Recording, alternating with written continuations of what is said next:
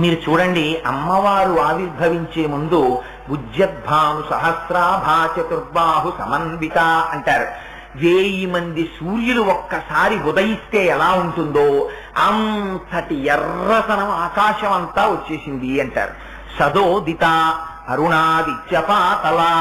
అమ్మవారి గురించి ఎక్కడ చెప్పినా రక్తం లేకపోతే దానిమ్మ గింజ ఇలాంటి వాటినే ఉపమానాలుగా వేస్తారు.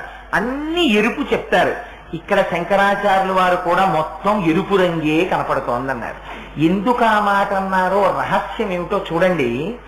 మీకు అసలు కిరణముల యొక్క రంగు తెలుపు. మీరు రెండింటిని ప్రపంచంలో రంగులని పిలవకూడదు. ఏవవి?